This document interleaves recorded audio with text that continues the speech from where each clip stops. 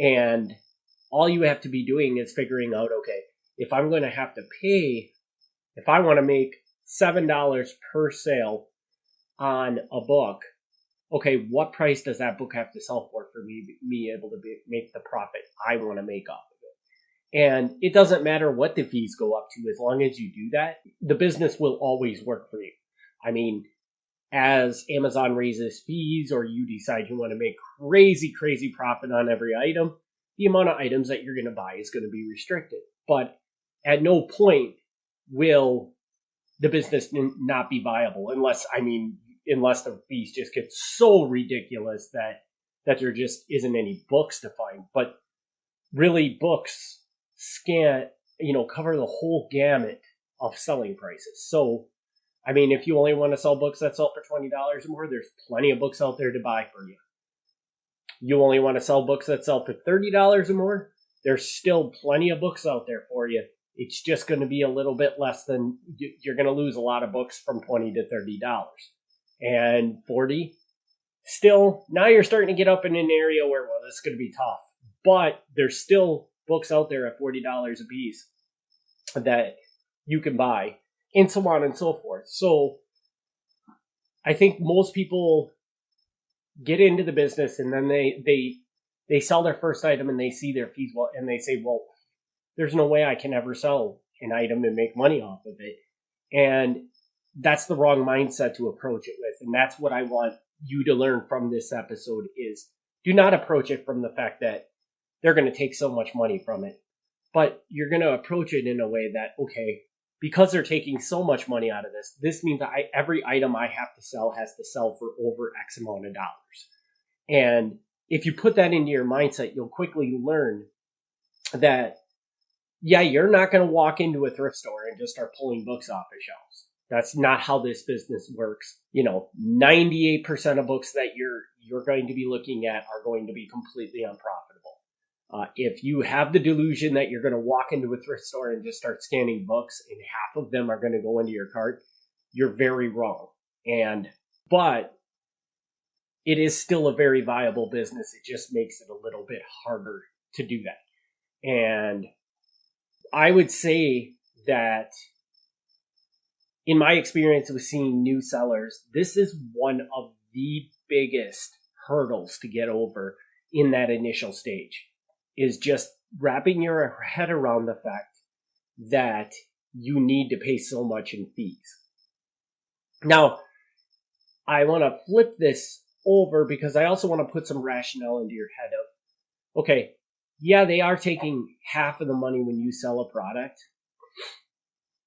but I also want you to look and wrap your head around the idea of, what are you gaining by paying half of that money to Amazon to sell the product?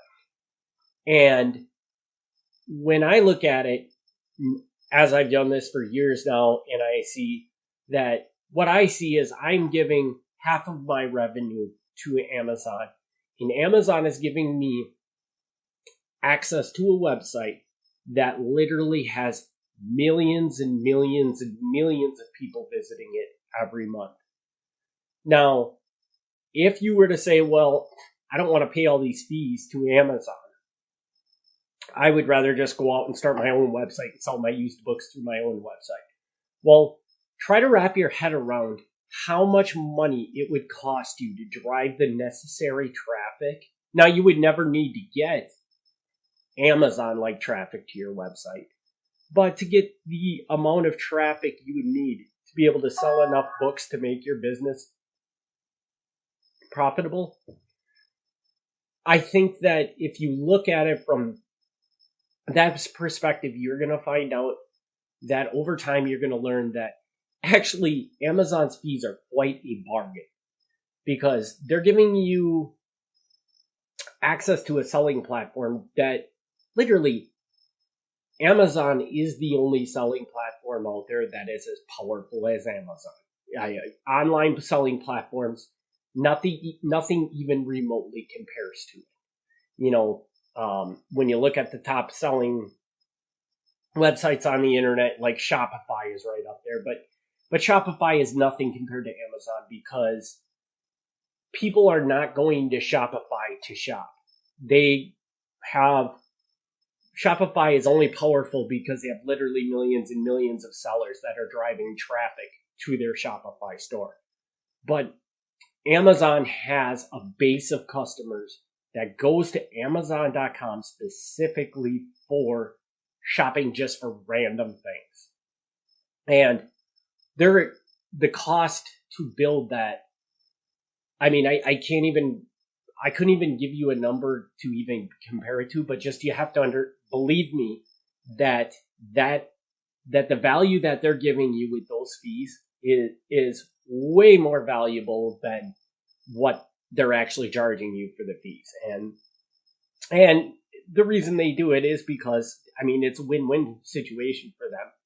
They get more product for their store, and you get to make money off of anything that sells on their store. So it's kind of like a win-win situation, but you have to realize that wrapping your head around it initially when you first jump into the business is very, very, it's shocking to people when they sell that first item and they see the fees that come up.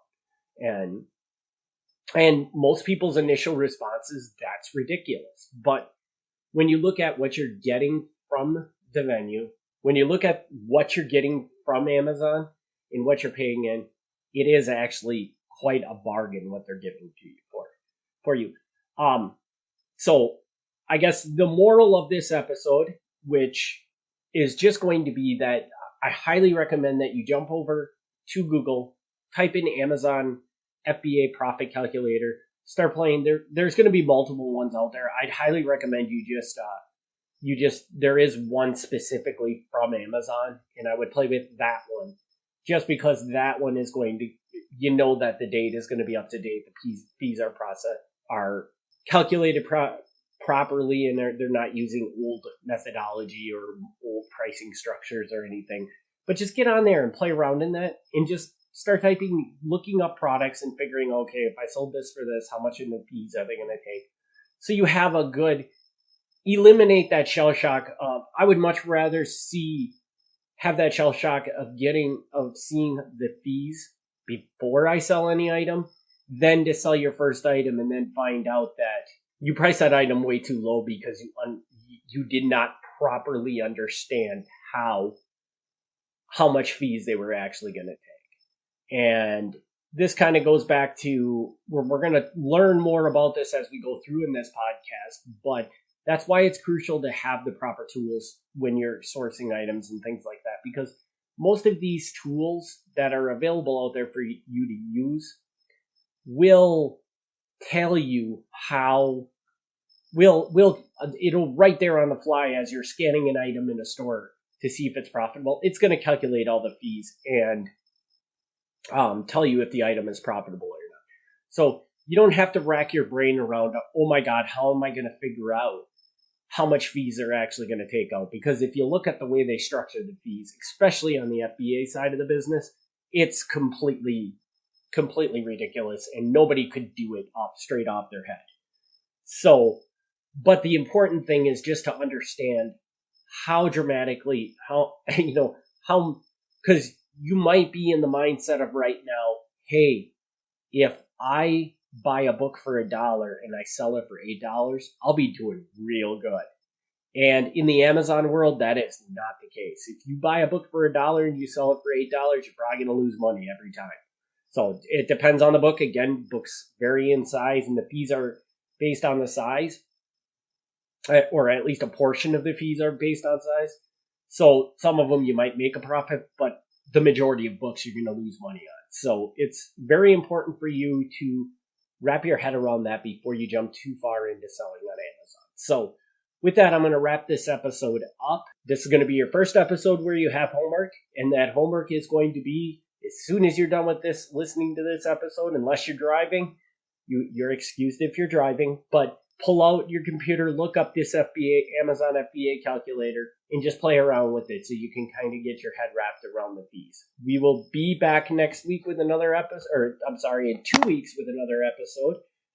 Looks like what we're going to be talking about is we're going to go deep. This will probably be a pretty short episode as well, but it's going to be kind of a dive into why do you want to be on Amazon?